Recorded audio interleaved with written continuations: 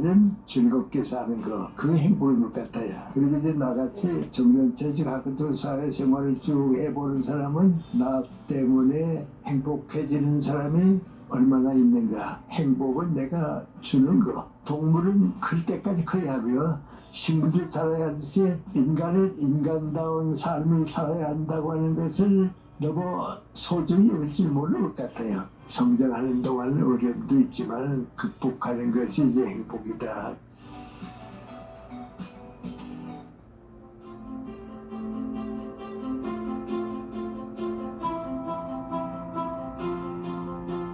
자, 오늘 김영석 교수님 모시고 100년의 제 요책을 가지고 말씀 좀 여쭤볼까 하는데요. 교수님 요즘에 좀 어떻게 지내시나요? 과거의 연장이라고 볼까요? 그런데 그 생활 내용은 조금씩 달라지는 것 같아요. 예.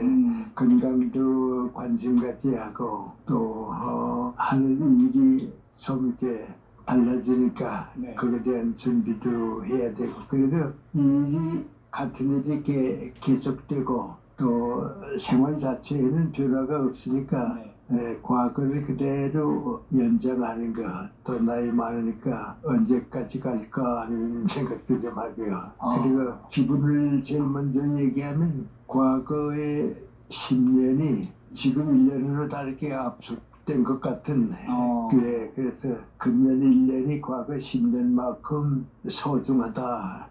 그런 느낌도 좀 가지고요. 예. 최근에 1년이 과거 10년만큼 소중하다고요? 예. 어떤 의미일까요?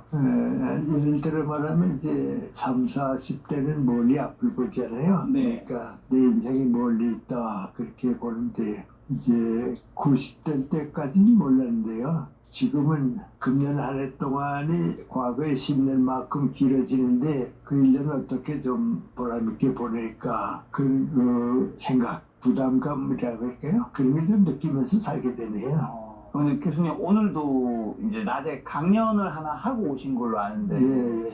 오히려 지금 이제 연세 정도 되시면 좀 편하게 인생을 조금 즐길 거를 즐기고 건강을 지키다 사셔도 충분할 텐데 왜 지금도 어떻게 보면 강연도 하나의 일이니까요. 예. 왜 그렇게 일을 하실까요? 사람이 늙는다고 할까요? 나이 든다고 하는 게 이제 몇 가지 있는데 하나는 신체가 자꾸 약해지니까 내가 늙는 것 같다 그런 생각하고요. 그 생활 폭이 자꾸 이렇게 좁아지니까 끝날 때가 가까워진다 이제 그렇게 생각하는데 내가 살아보니까 신체는 자꾸 늙어가는 건 사실이지만은 정신은 계속해서 성장하고 넓어지고 생활 영역이 넓어지고 그러니까 조금 이상하지만 정신은 늙지 않고 더 젊어지고 몸은 좀 더 빨리 늙어지고 그런 셈이야. 그래서 이제 요새 조금 일이 많기 때문에 글 쓰는 일이 있고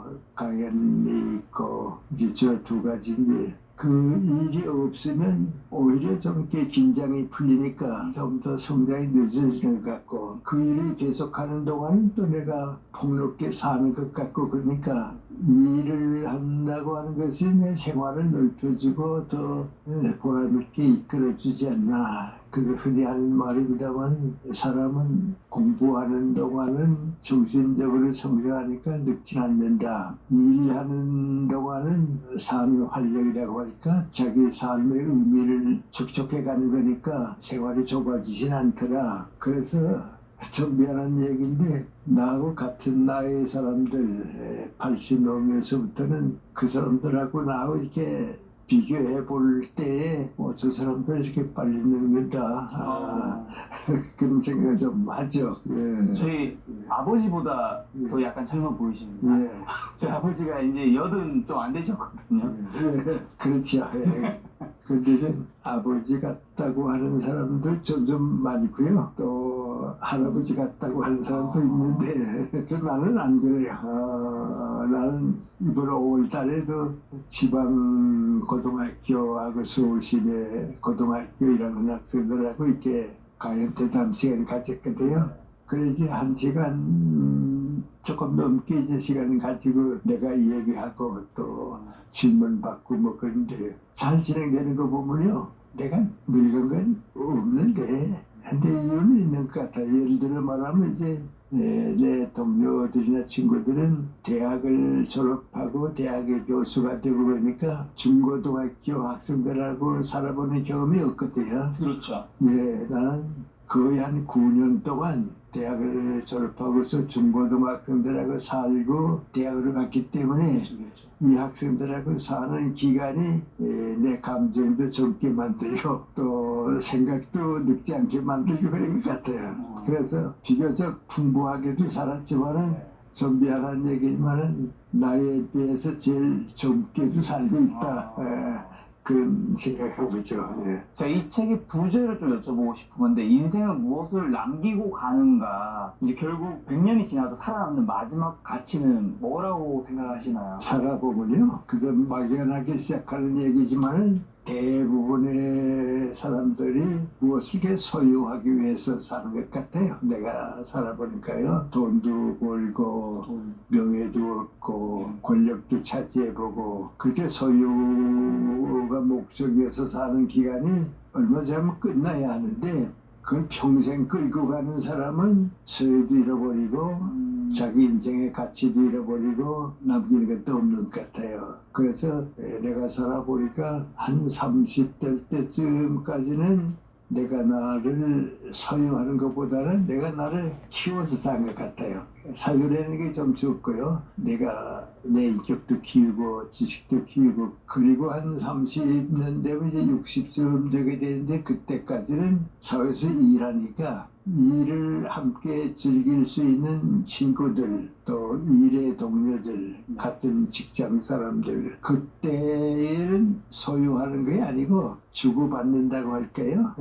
그래서 이제 인간관계가 풍부해지고 일의 성과를 함께 느끼고 하니까 소유보다는 공존한다고 하는 거 같이 사는 행복이 있다고 생각해요. 그 예를 들어 말하면 이제 난 이제 연세대학교에서 그 기간을 보냈는데 연세대학교에 내가 있었기 때문에 친구들도 더 즐거웠고 학생들도 더 행복했고 다 이렇게 삶이 우리에게 보람이 있었다, 풍부했다. 그거의 둘째 단계인 것 같아요. 그리고 이제 65세 정년 퇴직하고 이제 사회에 나오면 내가 사는 그때는 65세 정년 되면 다 이제 가정으로 돌아갔거든요. 대부분 돌아갔는데 나와 가까운 몇 친구들은 다시 출발해가지고 제2의 인생이라고 할까요? 거기 다시 살아봤어요. 그래서 이제 내 경우 얘기하면 65세에 다시 출발해가지고 80까지는 사회에서 일을 좀 더 많이 하게 된 것 같아요. 그 더 많이 하게 되니까 그때 내가 느끼는 건 민관이 30대 때쯤까지는 내 소유보다는 나를 키우기 위해 살았고 30년 동안은 친구들과 더불어 공동체의 의식을 가지고 행복을 만들면서 살았고 그 다음에 65세부터 80세쯤까지는 주면서 살았고 보람을 느끼게요. 너한테 무엇을 주면서 살았다. 그렇게 해서 하니까 대체로는 내 친구들은 2단계를 살았는데 한 단계 더 65세에서 80쯤까지 살고 하니까 이건 다 가는 건 아니고 우리 몇 사람이 그렇게 살았는데 그 당시에는 그때는 보람을 느끼는 거야. 내 보람이 있었다. 왜냐하면 이제 사과나무도 자라잖아요. 자라서 열매를 사회에 줘야 보람이 있거든요.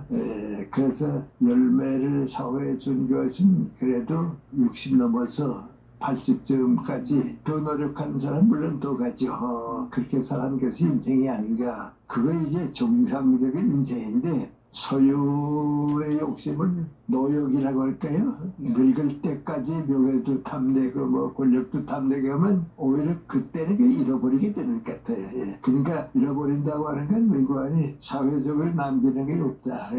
그래서 이제 지혜롭게 오래 사는 사람은 무엇을 남기고 가는가 또 다른 사람 보고서 그 사람은 뭘 남겼는가 이 사람은 뭘 남겼는가 보니까 한 상식이고 그렇게 사는 것이 옳다 좀 미안하지만은 인생을 자기대로 보람있게 사는 사람이 그래도 가볍게 살았다.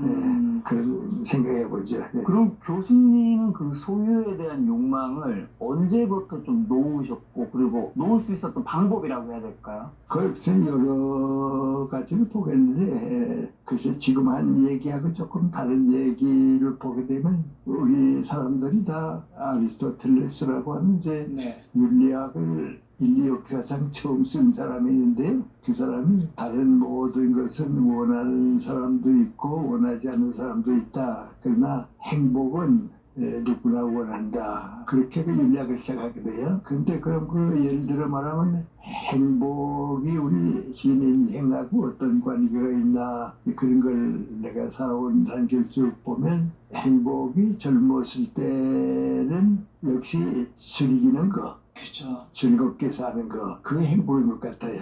그래서 전 미안하지만 우리 젊은 사람들 대학을 때 30까지 인생을 볼 때는 될 수 있으면 즐겁게 살아라, 행복하게 살아라. 그게 행복이고요. 또 30에서 한 60대쯤 직장 생활하게 되면 행복은 어디서 오는가? 순위 경쟁도 있고 그러니까 행복은 성공하는 사람에게 행복이 오더라. 예, 그러니까 장년기가 되게 되면 동전 이쪽은 성공이고 이쪽은 행복인 거 그렇게 사는 것이 이제 중간 단계인 것 같아요. 그리고 이제 나같이 정년퇴직하고도 사회생활을 쭉 해보는 사람은 행복이라고 하는 건 무엇인가, 나 때문에 행복해지는 사람이 얼마나 있는가, 예, 나 때문에 고맙게 생각하는 사람이 얼마나 있는가. 그래서 행복은 내가 주는 거. 예. 늙으면 욕심이 좀 없어지니까요. 행복을 이렇게 주는 거. 예. 그러니까 이제 행복을 어디서 느끼는가? 보람에서 느끼는 거죠. 그래서 즐거움에서 시작해서 성공에서 시작해서 보람으로 마무리하는 게 진정한 의미 행복이 아닌가. 근데 아까 아리스토텔레스의 그 윤리학 얘기를 했는데 이제 그 사람이 마지막 가서 결론이 뭐인 거 아니? 인격이 최고의 행복이다 그랬어요. 인격이 최고의 행복이다. 조금 얘기가 밖에 나갔다 들어오는데 그 아리스토텔레스는 세계적인 이제 그리스 사람이니까요. 철학자가 한 얘기고 좀 더 늦게 내려와서 독일의 괴테라는 시인 있잖아요. 좀 여담입니다만 미국의 콕스라고 하는 심리학자가 있었는데 그 사람이 이제 그 연구실에 제자들과 같이 한번 연구해 본 일이 있어요. 그 미국안이 인류 역사상에서 제일 머리가 좋은 사람, IQ가 높은 사람, 천재라고 할게요. 그 천재가 누구냐? 그걸 이제 여러 가지를 조사해가지고서 발표했는데요. 제일 첫째로 뽑힌 천재가 누구 아니? 독일의 시인 괴테예요. 근데 우리 이제 그거 다 모르는데 시인이니까 이제 그 분야에서만 천재인 것 같은데 참 다양한 사람이에요. 예를 들어 말하면 이제 그 사람의 비서가 괴테와의 대화라는 책을 남겼는데 그게 이제 한번 읽어보니까 뭐라고 나오는 거 아니? 괴테한테 자기가 지금 비서가 이 얘기를 하다가 저녁에 시간이 늦어서 집에 돌아가려고 하니까 괴테가 뭐라고 그런 거 아니? 오늘 좀 더 나하고 같이 있으면 어떠냐 그랬어요. 왜 그러냐 그랬더니 오늘 어떻게 되면 땅이 움직이지는 날 것 같다고. 그러니까 그거 혹시 나지 않을까 하는 걸 기다리고 있는데 지나보자 그 말이죠. 그래서 그날